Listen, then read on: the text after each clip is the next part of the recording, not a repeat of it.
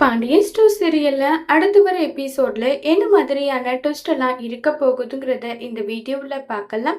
பாண்டியன் கோமதி கிட்ட சொல்றாங்க, விடு கோமதி, எல்லாம் பார்த்துக்கலாம்னு சொல்லிட்டு உடனே கோமதி ஏங்க, நம்ம ஒன்றும் மயிலு கூட சேர்ந்து இவனை வாழ சொல்லி கட்டாயப்படுத்தலையே. நம்ம எதை பத்தி சொல்ல வரும்ன்றத புரிஞ்சுக்காம அவனா ஒரு விஷயம் பண்ணி இப்ப குடிச்சிட்டு வந்திருக்கான். இப்படியே விட்டு அவன் கெட்டு போயிடுவானோன்னு எனக்கு ரொம்ப பயமா இருக்குங்கன்னு சொல்லி வருத்தப்பட்டு ஃபீல் பண்ணி கோமதி பேசுறாங்க. புரியுது கோமதி, புரியாமலாம் இல்ல. கொஞ்சம் பொறுத்துக்கோ, எல்லாம் பார்த்துக்கலாம். நான் வேற ஒரு முட்டாள்தனம் பண்ணிட்டேன். அவன் அந்த பொண்ணுகிட்ட பேசியிருக்கான்றது தெரிஞ்சதுமே உடனே அவனை கண்டிச்சிருக்கணும். அதை விட்டுட்டு உனக்கு எதிராக நான் எந்த ஒரு வேலையும் அவன்கிட்ட செய்ய மாட்டேன்னு வேற சொன்னா, அதை வச்சுதான் அவன் இப்படி எல்லாம் பேசிட்டு பண்ணிட்டு இருக்கானுன்னு சொல்லி எனக்கு தோணுதுன்னு சொல்லி பேசிட்டு எல்லாம் இருக்காங்க. ஐயோ, ஏங்க ஏங்க இப்படி பண்ணீங்க பாத்தீங்களா? இப்ப நீங்க சொன்னதை வச்சு அந்த பொண்ணு கூட ரொம்பவே நெருக்கமா வேற இருக்கான். இது எதுல போய் முடிய போகுதோ தெரியல. கோமதி, நான் சொல்லும் போது குழந்தை வரப்போகுதுன்ற விஷயமே எனக்கு தெரியாது. இனி அவன் மயிலு கூட சேர்ந்து வாழ போறது கிடையாது நான் நினைச்சேன். கடைசியில இப்படி நடக்கும் நான் என்ன கனவா கண்டேன்னு சொல்லி பாண்டியன் நான் பாத்துக்கிறேன் விடுன்னு சொல்லிட்டு இருக்காங்க. கோமதி இதை நினைச்சு வருத்தப்பட்டுட்டு இருக்காங்க. அடுத்ததா நம்ம மயிலுவை காட்டுறாங்க. மயிலு ஹாஸ்பிட்டலுக்கு போறாங்க. இப்போ ஒரு கர்ப்பிணி பெண் அவங்க அம்மா கூட வர்ற மாதிரி, இன்னொரு கர்ப்பிணி பெண் அவங்களுடைய ஹஸ்பண்ட் கூட வர்ற மாதிரி அவங்க அவ்வளோ கேர் பண்ணி பாத்துக்கிறது, இதெல்லாம் பாக்குற மயிலுக்கா ஒரு மாதிரி வருத்தமா இருக்கு. இருந்தாலுமே மயிலு அதை வெளிக்காட்டிக்கிறது கிடையாது. இப்போ ஹாஸ்பிட்டல் போயிட்டு ப்ரொசீஜர் எல்லாம் பாக்குறாங்க. பிபி, வெயிட் கெயின் எப்படி எல்லாம் இருக்கு, என்ன ஏதுன்னு பார்த்துட்டு இருக்காங்க. அப்போ நர்ஸ் கேக்குது, நீங்க மட்டும் தான் வந்திருக்கீங்களா, உங்க ஹஸ்பண்ட் யாரும் வரலையான்னு சொல்லி கேக்குறாங்க. உடனே மயிலுக்கு அது ரொம்பவே வருத்தமா இருக்கு. இல்ல, அவர் வரல, அவர் வெளியில போயிருக்காரு.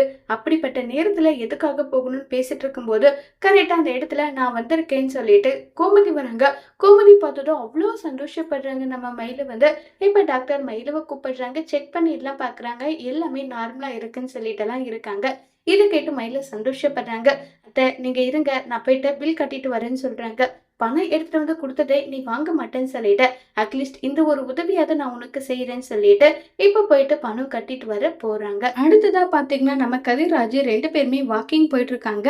நடுவுல குமார் வராங்க. குமாரை பார்த்ததும் கதிர்ராஜ் 2 பேருமே பக்கம் தள்ளி போகலான்னு போறாங்க. உடனே குமார் கதிரை நிக்க வச்சு, என்னையும் என் பெரிய பாவும் பிரிச்சுட்டு இல்ல, உன்னை சும்மாவே விட மாட்டேன்னு சொல்லிட்டு கதிரை கேட்க, உடனே ராஜுக்கு என்னடா என்ன மிரட்டிட்டு இருக்க, பண்ண தப்பெல்லாம் நீ பண்ணிட்டு இப்ப கதிர் மேல பொய் சொல்றியா? இங்க பாரு, உனக்கு என்ன, என் அப்பாவும் கதிரும் பேசுறதுல உனக்கு என்ன பிரச்சனை? பொய் சொல்லி இப்படி ஒரு கேவலமான வேலையை செஞ்சிருக்க. என்ன நினைச்சிட்டு இருக்க? என்ன உனக்கு மட்டும்தான் அது வீடா? எனக்கும் தான் சொத்துல பங்கு இருக்கு. உன்னால என்ன பண்ண முடியும்? ஓஹோ, இதுதான் உங்க திட்டமா? எனக்கு தெரியும். தெரியாமல்லாம் ஒன்றும் கிடையாது, நல்லா தெரியும். இப்படி கேவலமா நீங்க திட்டம் போடுறீங்க. ஆமாண்டா, அப்படிதான். உன்னால என்ன பண்ண முடியுமோ பண்ணு. என் அப்பாவை கீழே தள்ளனதுக்கே உன் மேல கொல்ல வெறியில இருக்க. நீ மட்டும் என் கையில மாட்டின, கல்லு எடுத்து தலையிலே போட்டுருவேன். என்னடா பண்ண முடியும் சொல்லுடான்னு சொல்லிட்டு ராஜி பயங்கர கோபப்பட்டு குமார பேச, ராஜி வேண்டாம், நான் கதிர்கிட்ட பேசிட்டு இருக்க.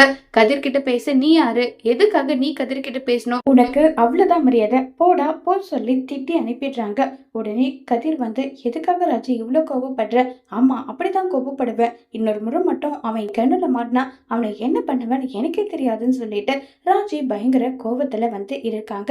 அடுத்ததா நம்ம சரவணனை காட்டுறாங்க. சரவணனுக்கு மயிலு கூட கோமதி ஹாஸ்பிட்டல் போன விஷயம் தெரியுது.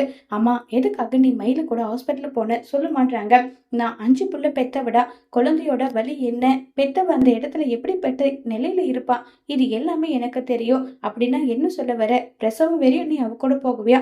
ஆமாண்டா, அப்படிதான் போவேன்னு சொல்றாங்க. இதை கேட்டு சரவணன் ஷாக் ஆகுறாங்க. இப்ப சரவணன் என்ன முடிவு எடுக்க போறாங்கிறத வரப்போற எபிசோட்ல வெயிட் பண்ணி பார்க்கலாம். தேங்க்யூ.